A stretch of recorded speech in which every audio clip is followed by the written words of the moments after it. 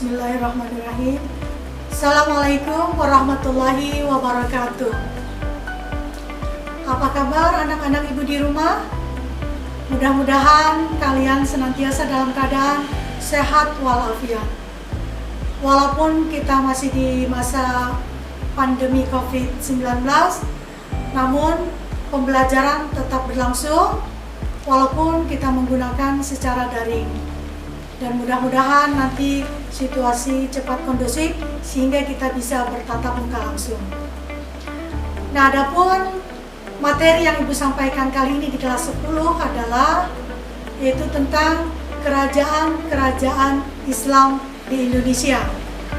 Yang mana tujuan pembelajaran dari kerajaan-kerajaan Islam di Indonesia adalah siswa dapat membandingkan perkembangan kehidupan masyarakat, pemerintahan dan budaya pada masa kerajaan-kerajaan Islam di Indonesia, serta menunjukkan contoh bukti-bukti yang masih berlaku pada kehidupan masyarakat Indonesia masa kini, serta mengolah informasi sehingga menjadi sebuah tulisan sederhana secara tertulis, rapi, dan bertanggung jawab.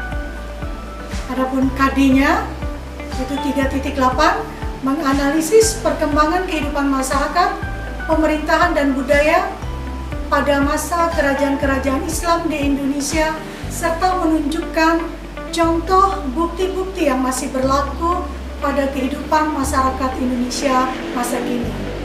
Dan indikator yang pertama ini mendeskripsikan proses dan latar belakang berdirinya kerajaan-kerajaan yang bercorak Islam di Indonesia, kemudian menjelaskan perkembangan kehidupan masyarakat, pemerintahan, dan budaya pada masa kerajaan-kerajaan Islam di Indonesia. Yang ketiga, menunjukkan contoh bukti-bukti yang masih berlaku pada kehidupan masyarakat Indonesia masa kini. Yang pertama adalah kita membahas tentang Kerajaan Samudra Pasai. Jika membahas tentang kerajaan Islam yang pertama di Indonesia, tentu kalian sudah tidak asing dengan kerajaan yang bernama Samudra Pasai. Ini adalah kerajaan Islam yang muncul di Pulau Sumatera dan merupakan kerajaan pertama di Pulau Sumatera. Kerajaan Samudra Pasai sendiri didirikan pada sekitar 13 Masehi dengan lokasi tepatnya di Kabupaten Lok Sumawe, Aceh Utara. Samudra Pasai sejatinya merupakan kerajaan gabungan dari Kerajaan Pasai dan Kerajaan Perlak, lalu keduanya akhirnya disatukan oleh penguasa daerah Marah Silu. Kerajaan Samudra Pasai menjadi pusat perdagangan dan juga penyebaran Islam pada kepemimpinan Sultan Muhammad Al-Tahir, tepatnya tahun 1297 sampai dengan 1326. Selanjutnya, beliau digantikan oleh putranya yang bernama Sultan Ahmad tahun 1326 sampai dengan 1348, yang mana memiliki gelar Malik Al-Tahir. Pergantian kepemimpinan itu dilakukan setelah meninggalnya Sultan Muhammad Malik Al-Tahir tahun 1327. Pada pemerintahan Sultan Ahmad Malik Al-Tahir, Samudra Pasai mengalami perkembangan yang cukup pesat. Kerajaan itu dapat menjalin kerjasama dengan berbagai kerajaan Islam yang ada di dunia, seperti kerajaan di India maupun Arab. Setelah kepemimpinannya, Sultan Ahmad digantikan oleh Sultan Zainal Abidin. Namun sayangnya, pada tahun 1521 Masehi, kerajaan tersebut mengalami keruntuhan karena berhasil ditaklukkan oleh bangsa Portugis. Nah, beberapa bukti eksistensi dari kerajaan Samudra Pasai ini adalah beberapa peninggalan kerajaan seperti makam para pemimpin, beberapa diantaranya adalah makam Sultan Malik Al-Saleh, naskah surat Sultan Zainal Abidin, cakra donya, stempel kerajaan, makam Sultan Zainal Abidin, dan makam Ratu Al-Aqlah. Nah, itulah beberapa bukti eksistensi keberadaan Samudra Pasai. Berikutnya adalah Kerajaan Tidore. Kerajaan Tidore didirikan tahun 1081 Masehi yang berpusat di wilayah kota Tidore, Maluku Utara. Ajaran Islam saat itu sudah mulai dipakai dalam sistem pemerintahan kerajaan tahun 1495 Masehi. Kerajaan Tidore sendiri didirikan oleh Sultan Nuku pada abad ke-15 Masehi.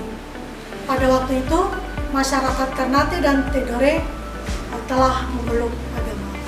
Kerajaan Tidore ini mengalami masa kejayaan pada abad ke-16 hingga 18, yakni di bawah kepemimpinan Sultan Nuku. Pada saat beliau berhasil melawan kolonial Belanda yang dibantu oleh bangsa Inggris. Kerajaan Tidore mengalami keruntuhan dikarenakan adanya adu domba dengan Kesultanan Ternate yang dilakukan oleh Spanyol dan Portugis. Tujuannya adalah untuk melakukan monopoli daerah penghasil rempah-rempah yang ada di sana. Beberapa peninggalan dari Kerajaan Tidore antara lain, ini sebagai bukti, yaitu Benteng Tore dan Keraton Tidore.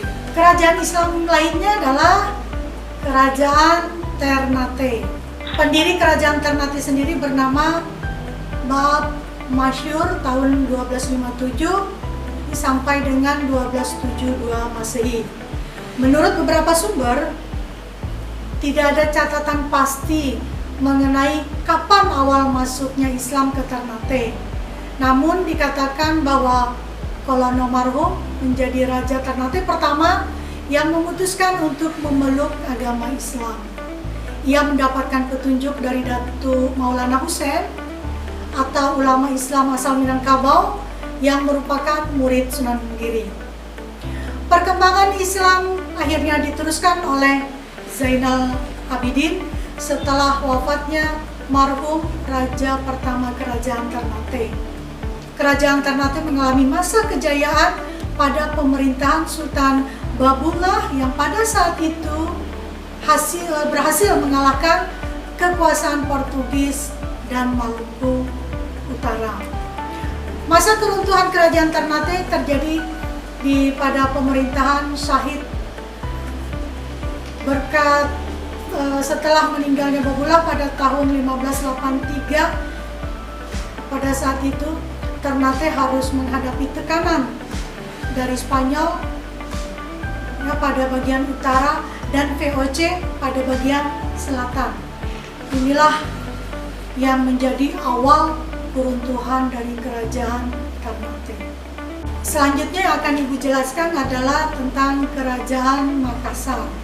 Kerajaan Makassar adalah kerajaan yang didirikan pada abad ke-16 Masehi yang asal mulanya merupakan Kerajaan Goa dan Talo. Dulunya di tahun 1650, seorang penguasa dari Goa Talo telah memeluk agama Islam. Namun, dalam perjalanan kedua wilayah ini terjadi peperangan saudara dan akhirnya dimenangkan oleh Goa. Akhir dari peperangan itu menimbulkan pembentukan kerajaan baru, yakni Kerajaan Makassar yang merupakan wujud persatuan mereka. Kerajaan tersebut dipimpin oleh Daeng Mandraba atau Sultan Alauddin. Kerajaan Makassar mengalami masa kejayaan pada kepemimpinan Sultan Hasanuddin di tahun 1653 sampai 1669 Masehi. Dia berhasil memperluas wilayah sampai ke Nusa Tenggara. Keruntuhan Kerajaan Makassar terjadi ketika adanya adu domba yang dilakukan oleh kolonial Belanda antara Kerajaan Makassar dengan Kerajaan Brunei. Nah, adapun kerajaan-kerajaan Islam yang lain yang tentunya ini belum tidak sempat Ibu sampaikan pada pertemuan kita kali ini. Nanti insya Allah di pertemuan yang akan datang akan Ibu sampaikan, yaitu kerajaan-kerajaan Islam yang lain adalah Kerajaan Goa, Buton, Malaka, Demak, Aceh, Cirebon, Banten, Tanjung Pura, Mataram Islam, Islam Pajang, dan juga ada tuh kerajaan yang di daerah Kalimantan Selatan, itu kerajaan Banjar. Nah, adapun kesimpulan pada pertemuan kita kali ini, yang pertama adalah kerajaan-kerajaan Islam itu berkembang di Indonesia. Berkembang sangat pesat, di antara lain ada kerajaan Samudra Pasai, Aceh, Demak, Cirebon, Goa, Talok. Kemudian kesimpulan kedua, Islam ini berkembang pesat di Indonesia itu dibuktikan dengan mendominasinya agama Islam di wilayah Indonesia. Kemudian yang ketiga, sistem pemerintahan kerajaan-kerajaan Islam di Indonesia ini termasuk dalam sistem pemerintahan monarki karena para penguasa masih ada ikatan keturunan. Jadi kalau dilihat itu para penguasa yang ada di kerajaan Islam tersebut ini masih ada ikatan keturunan dari kerajaan tersebut. Demikianlah yang Ibu sampaikan materi pada kali ini. Salah hilap mohon maaf, dan juga tidak lupa kalian untuk senantiasa belajar di rumah, jaga kesehatan, beribadah yang baik, apalagi ini di bulan suci Ramadan, jadi ditingkatkan ibadah dengan baik. Demikian, dan Ibu akhiri dengan ucapan hamdalah, alhamdulillah. Wabillahi taufiq wal hidayah. Wassalamualaikum warahmatullahi wabarakatuh.